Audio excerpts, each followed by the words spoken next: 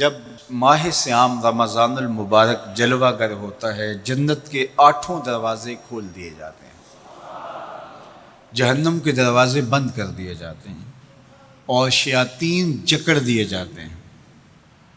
اللہ جل شانہ اس موسم رحمت میں خاص عنایات اپنے بندوں پہ فرماتا ہے۔ ایک نفل ادا کرنے سے فرض ادا کرنے کا ثواب ملتا ہے اور ایک فرض ادا کرنے سے 70 فرائض ادا کرنے کا ثواب ملتا ہے۔ اسی طرح راہ خدا میں 1 روپیہ دو گے تو 70 روپے خرچ کرنے کا ثواب ملے گا۔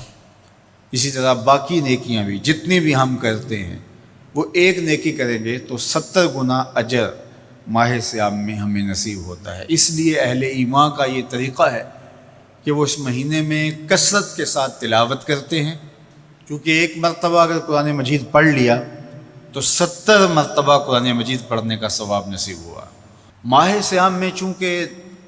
شیطان بندھا ہوا ہوتا ہے، تو ہم اپنے آپ کو نیکی کی طرف اگر لانا چاہیں تو اتنی رکاوٹیں نہیں ہوتی جتنی عام دنوں میں ہوتی ہیں، لیکن اس کے باوجود بہت سارے لوگ ہیں جو رات کو بڑا پکا ارادہ کر کے سوتے ہیں کہ میں صبح وقت پہ اٹھوں گا اور نوافل بھی پڑھوں گا اور نماز بھی ادا کروں گا، لیکن جب صبح ہوتی ہے تو انہیں یا تو جاگ نہیں آتی یا نیند سے بیدار ہو جاتے ہیں، بستر سے اٹھا نہیں جاتا۔ جبکہ وہی شخص انہوں نے صبح سبزی منڈی جانا ہو تو چھلانگ لگا کے اٹھتے ہیں اور سبزی منڈی پہنچتے بھی ہیں۔ سستی، طبیعت کا کسل نہیں ہوتا۔ عمومی طور پہ ہم اپنے آپ کو بیمار تصور کر لیتے ہیں اور سستی اور کسل کا نام دے کر کے، بہانہ دے کر کے ہم کہتے ہیں کہ بس کیا کریں، ہم کو ارادہ کرتے ہیں روز لیکن ہم سے اٹھا نہیں جاتا، بس طبیعت اس طرح کی ہے، کسل ہے، سستی ہے۔ یہ بات ذہن میں رکھیے گا کہ ارادہ کرنے کے باوجود بھی صبح جب ہم اٹھ نہیں پاتے یا کوئی بھی نیکی کا کام ہم کرنے کا ارادہ کرتے ہیں تو ارادہ کرنے کے باوجود ارادہ ہی رہ جاتا ہے، ہم کر نہیں پاتے، تو اس کا سبب یہ ہوتا ہے کہ بہت سارے ہم گناہ کر چکے ہیں اور ان گناہوں کی وجہ سے ہم نیکی کی توفیق نہیں پاتے۔ حضرت حسن بصری رضی اللہ تعالی عنہ نے یہی وجہ اس کی بیان فرمائی ہے۔ تو اس کا بہترین طریقہ یہ ہے کہ توبہ کی جائے، اور توبہ بھی سچے دل سے کی جائے، رو رو کے اللہ سے گناہوں کی معافی مانگی جائے، اور سچے دل سے جب توبہ کی جائے تو پھر سارے گناہ نہ صرف مٹا دیے جاتے ہیں بلکہ ان کو بدل کے نیکیوں میں تبدیل کر دیا جاتا ہے۔ تو ماہ سیام کے اندر پختہ عزم کریں اور اس عزم کو عمل کی شکل دینے کے لیے سچی توبہ کریں کہ ہمارا یہ رمضان اس طرح سے گزرے، یہ مہینہ اس طرح سے بسر ہو کہ ہم اس مہینے میں اللہ تعالیٰ کی قربت حاصل کر لیں، ہم گناہوں سے پاک ہو جائیں اور ہم جو ثمرات ہیں، جو فوائد ہیں اس مہینے کے، وہ ہم سمیٹ سکیں۔ تو یہ وہ مہینہ ہے جس کے انتظار میں میرے اور آپ کے آقا و مولا اپنی آنکھیں لگائے ہوتے تھے اور دن گن گن کے وقت گزارتے تھے کہ ماہ سیام آ رہا ہے۔ تو اس مہینے کا عزت کے ساتھ، تکریم کے ساتھ، اعزاز کے ساتھ استقبال کرو اور اس کو پلکوں پہ بٹھاؤ، اس کو دل پہ بٹھاؤ۔ اس مہینے کی تکریم یہ ہے کہ اس میں ہر برا کام چھوڑ دیا جائے۔ اگر کوئی شخص برا کام نہیں چھوڑتا اور روزے رکھتا ہے تو میرے اور آپ کے آقا و مولا کا ایک فرمان سن لیجئے، من لم یدع قول الزور والعمل بہ فلیس للہ حاجۃ فی ان یدع طعامہ و شرابہ۔ فرمایا کہ جو جھوٹ اور برے کام نہیں چھوڑتا،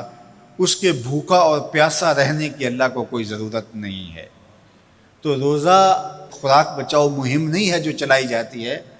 بلکہ یہ تزکیہ نفس کا موسم ہے، باطن کی صفائی کا موسم ہے، اور باطن کی صفائی نہیں ہوتی جب تک ہم کوشش کریں۔ آپ کے بدن پہ بہت ساری میل چڑھی ہوئی ہے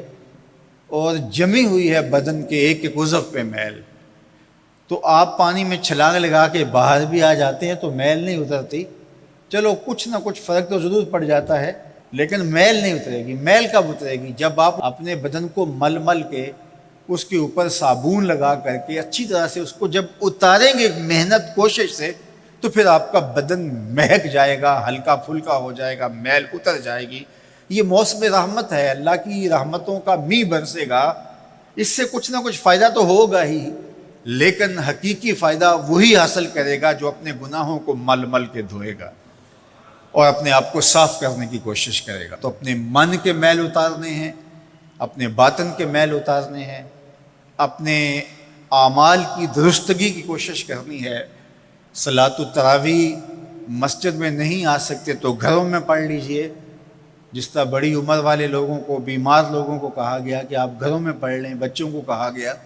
لیکن چھوڑیے گا نا، یہ رمضان المبارک کا خاص عمل ہے۔ آج کل دین بیزار طبقہ